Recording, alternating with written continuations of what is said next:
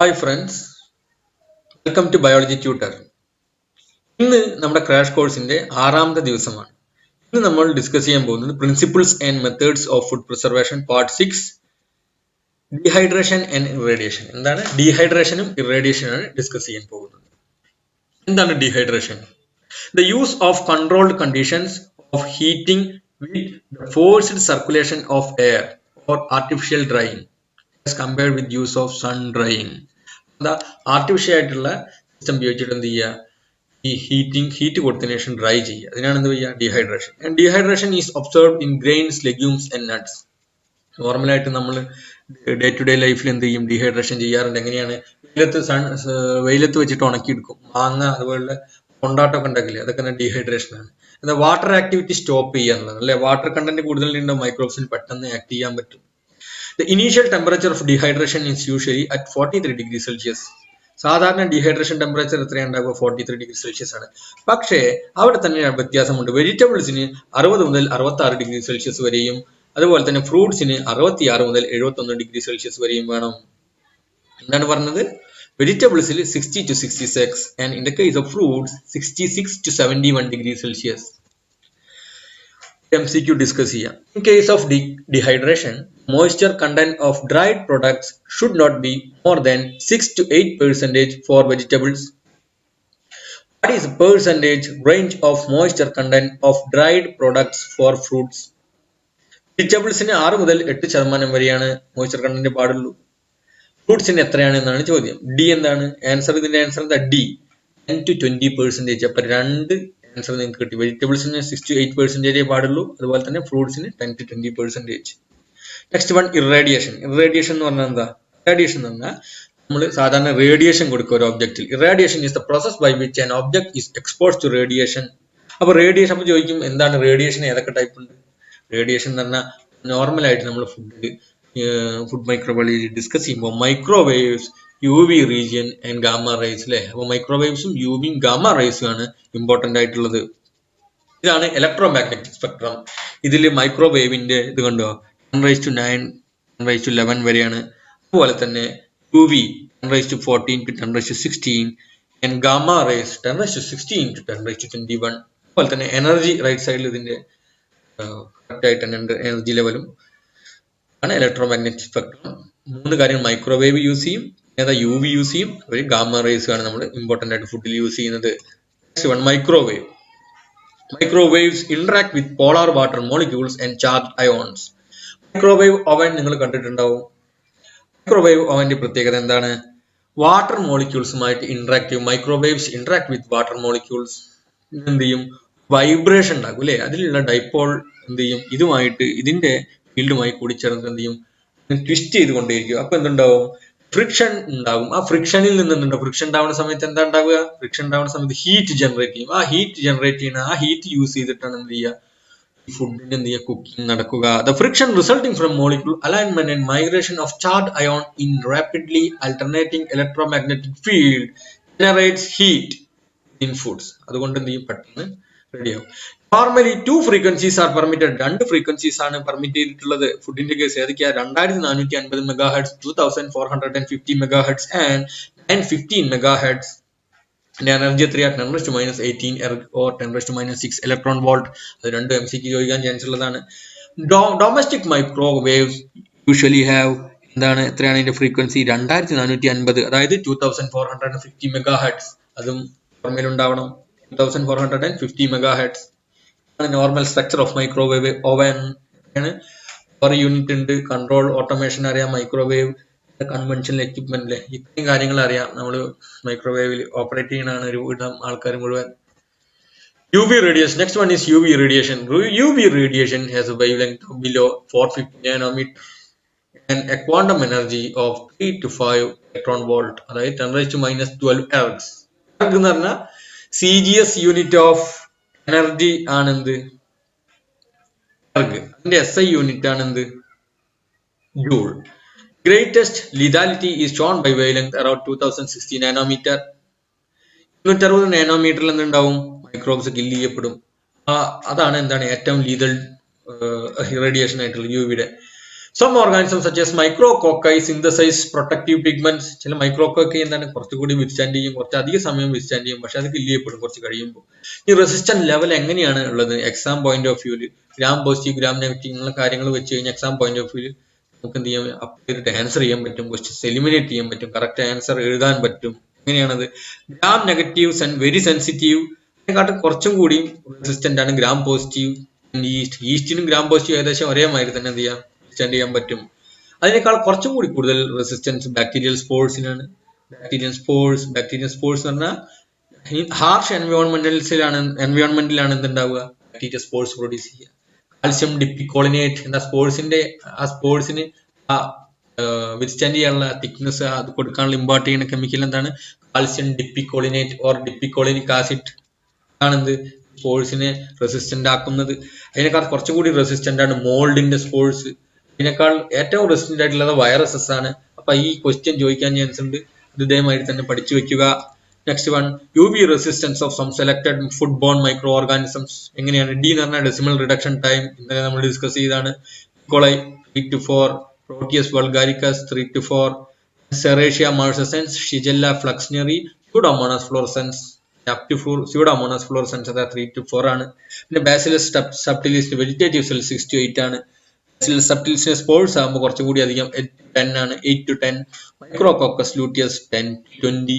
അതുപോലെ തന്നെ Staphylococcus aureus 3 to 4, Aspergillus flavus 50 to 100, Mucor racemosus 20 to 50, Penicillium roqueforti 20 to 50, Rhizopus nigricans greater than 200, Saccharomyces cerevisiae 3 to 10 ആണ് UV resistance of some selected food borne micro organisms.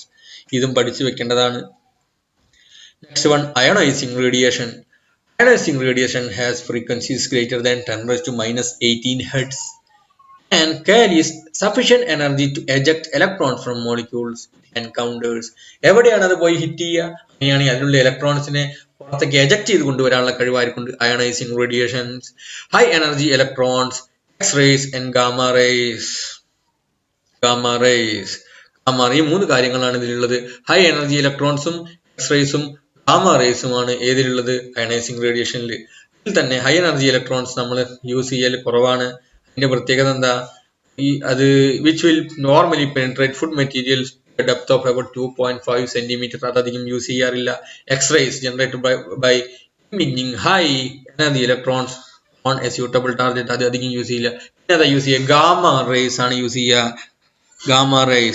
Gamma റേസിന്റെ പ്രത്യേകത, അതിൽ ഏതാ gamma റേസിന്റെ പ്രത്യേകത, produce decay of radioactive isotopes. Gamma rays ഏതൊക്കെ isotopes use ചെയ്തിട്ടാണ് produce ചെയ്യുക? Cobalt 60, caesium 137. റേഡിയേഷൻ വരുന്ന സമയത്ത്, അയണൈസിംഗ് റേഡിയേഷൻ വരുന്ന സമയത്ത് നമ്മളെ DNA, ന്യൂക്ലിക് ആസിഡ്സ് DNA അറിഞ്ഞൊക്കെ എന്ത് ചെയ്യും, ഡാമേജ് ആയി പോകും. അതിലുള്ള വാട്ടറിനെയാണ് എഫക്ട് ചെയ്യുക. റേഡിയോലൈസിസ് ഓഫ് വാട്ടർ മൂലമാണ് എന്തുണ്ടാകുന്നത്, ionising radiation heat to water and എന്ത് ചെയ്യുക, സ്ട്രക്ചർ ആൾട്ടർ ചെയ്യും. അപ്പോൾ റേഡിയോലിസിസ് ഓഫ് വാട്ടർ അവിടെ സംഭവിക്കും. അങ്ങനെ എന്ത് ചെയ്യും, മൈക്രോബ്സ് കിൽ ചെയ്യപ്പെടും. Next one, term rad. എന്താണ് റാഡ് എന്ന് പറഞ്ഞു കഴിഞ്ഞാൽ? റാഡ് എന്ന് പറഞ്ഞു കഴിഞ്ഞാൽ CGS യൂണിറ്റ് ഓഫ് റേഡിയേഷൻ ആണ്. CGS unit. SI യൂണിറ്റ് എന്താണ്? ഗ്രേ. CGS യൂണിറ്റ് റാഡ് ആണ്. SI യൂണിറ്റ് എന്താണ്? Gray. Rad has been replaced with term gray. Gray is defined as 100 rads. So when 1 kilogram of material absorbs 1 joule of energy, it is said to have received a radiation dose of 1 gray. That is the gray definition. Doses are usually measured in kilogray. Kilogray la kg by lan doses paraya sadhana, which is equal to 1000 gray. Different organisms are sensitive to irradiation to different extent as indicated below. ഓരൊക്കെ മനുഷ്യന് ഓരോരോ potatoes, അതേമാതിരി insects അല്ലെങ്കിൽ micro organism എത്ര RAD വേണം അതിന് kill ചെയ്യാൻ വേണ്ടിയിട്ട് എന്നുള്ളതാണ്. 10⁻³ to 10⁻7 റാഡ്സ് യൂസ് ചെയ്ത് മൈക്രോ ഓർഗാനിസിനെ കില്ല് ചെയ്യാൻ പറ്റും. അതേസമയത്ത് തന്നെ 10⁻³ to 10⁻5 മതി ഇൻസെക്ട്സിനെ കില്ല് ചെയ്യാൻ. 10⁻³ to 10⁻4 rads sprouting of potatoes, onions, carrots etcetera. ഇതിനൊക്കെ എത്ര വേണ്ട? 10⁻³ to 10⁻4 rads. 10⁻² to 10⁻3 rads. This is lethal for humans. അതെന്താണ്? lethal dose ആണ്. In the case of microorganisms, Approximate sterilizing dose is bacterial endospore 3 into 10 raised to 6 rads, yeast and fungi 5 into 10 to the power of 4 rads. There are, however, some microorganisms with exceptional resistance to irradiations. അതേതൊക്കെയാണ്? Micrococcus radiodurans is resistant up to 55 times greater dosage than gram-negative organisms like E. coli. ഒന്ന് ആലോചിച്ച് നോക്കൂ. Micrococcus radiodurans അതിന്റെ resistance 55 times ആണ് resistant. ഏതാണ്? Normal ഈക്കോളയുമായി നോക്കുകയാണെങ്കിൽ അല്ലെ, gram negative ഈക്കോളയായിട്ട്. Ionising radiation resistance of micro organisms അതെങ്ങനെയാ? ഗ്രാം നെഗറ്റീവ് മച്ച് പെട്ടെന്ന് എന്ത് ചെയ്യും, എഫക്ട് ചെയ്യും, റെസിസ്റ്റൻസ് കുറവാണ്. ഗ്രാം പോസിറ്റീവ് ആകുമ്പോഴോ മോൾഡിന് അതേമാതിരി തന്നെ, മോൾഡും ഗ്രാം പോസിറ്റീവും ബാക്ടീരിയ എന്ത് ചെയ്യും, കുറച്ചും കൂടി റെസിസ്റ്റന്റ് ആണ് ഗ്രാം നെഗറ്റീവിനേക്കാളും. അത് കഴിഞ്ഞാൽ സ്പോർട്സും ഈസ്റ്റും ഏകദേശം ഒരേപോലെ റേഡിയേഷൻ കൊടുത്തു കഴിഞ്ഞാൽ ഇവിടെയും വൈറസസ് ആണ് more resistant. The radiation resistance of some foodborne microorganisms species left side, right side എന്താ kilogray 6D dose എന്ന് എഴുതി. എന്താ 6D dose എന്ന? The dose to produce a million fold reduction അല്ലെ, a million fold reduction ഉള്ളതാണ് 6D values എന്ന് പറയുന്നത്. 6D dose. E. coli 1.5 to 3, Salmonella enteritidis 3 to 5, Salmonella typhimurium 3 to 5, Vibrio parahemolyticus less than 0.51, Pseudomonas fluorescens 0.5 to 1, Bacillus cereus 20 to 30, Bacillus stereothermophilus 10 to 20, Clostridium botulinum type A 20 to 30, Lactobacillus species 2 to 7.5, Micrococcus species 3 to 5, Deinococcus radiodurans greater than 30, Aspergillus flavus 2 to 3, Penicillium notatum 1.5 to 2, Saccharomyces cerevisiae 7.5 to 10, viruses greater than 30. ഇതാണ് the radiation resistance of some foodborne microorganisms. Next one, specific types of radiation treatment. കുറച്ച് confusing ആയിട്ടുള്ളതാണ്, അതുകൊണ്ടാണ് അത് ഒരുമിച്ച് discuss ചെയ്യാന്ന് വിചാരിച്ചത്.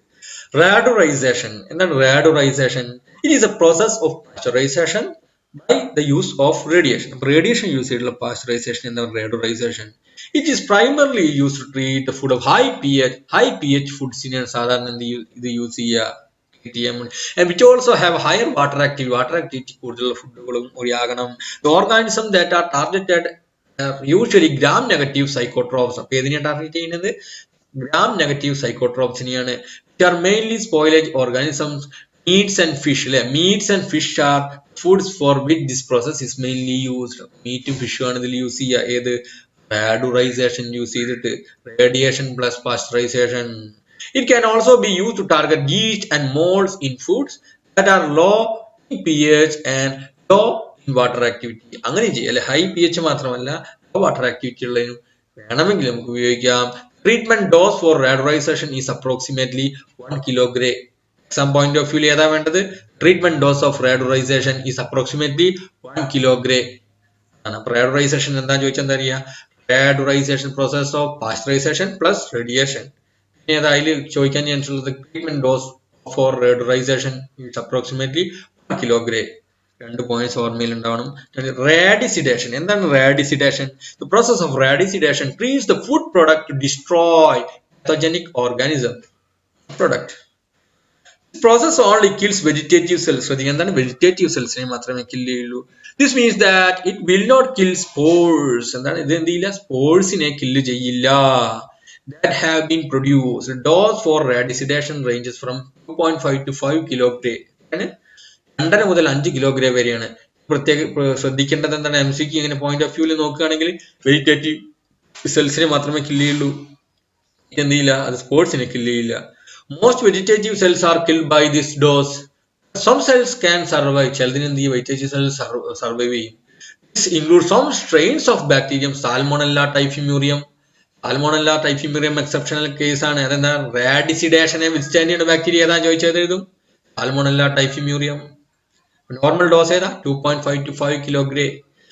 Strains are said to be radiation resistant after a dosage has been administered. The product should Be stored at below 4 degrees Celsius to prevent any growth of spores from Clostridium botulinum. Clostridium botulinum growth ഉണ്ടാക്കുന്ന എന്ത് ചെയ്യുക? അത് കഴിഞ്ഞ ശേഷം എന്ത് ചെയ്യണം? 4 degree സെൽഷ്യസിൽ സൂക്ഷിക്കണം. ഇത്രയുമാണ് റാഡിസിഡേഷനെ പറ്റി പറയാനുള്ളത്. നെക്സ്റ്റ് റാഡപ്പർട്ടൈസേഷൻ. എന്താ റാഡപ്പർട്ടൈസേഷൻ? റാഡപ്പർട്ടൈസേഷൻ is a process that is not recommended for most of the foods. എല്ലാ ഫുഡ്സിലും റാഡപ്പർട്ടൈസേഷൻ യൂസ് ചെയ്യാൻ പാടില്ല. അതിന് കാരണം എന്താണ്? ഹൈ ഡോസ് ആണ് കൊടുക്കുന്നത് റേഡിയേഷൻ. അങ്ങനെ കൊടുക്കാൻ പാടില്ല ഫുഡിൽ. ശരി. It involves treating the product levels of radiation of approximately 30 kilogram. 30 kilogram. This is high level of radiation kills all vegetative cells and also destroys spores from organisms such as Clostridium and botulinum. Clostridium botulinum spores നടക്കാൻ എന്ത് ചെയ്യും? റാഡപ്പർട്ടൈസേഷൻ use ചെയ്ത് കഴിഞ്ഞാൽ ചെയ്യാൻ പറ്റും. റാഡപ്പർട്ടൈസേഷൻ അങ്ങനെ use ചെയ്യാറുള്ള സാധാരണ ഫുഡിൽ എന്താണ്? ഹൈ ഡോസേജ് ആണ്, അതുകൊണ്ടാണ് യൂസ് ചെയ്യാത്തത്. Thank you. If you like this channel, please share and subscribe. Don't forget to click the bell button.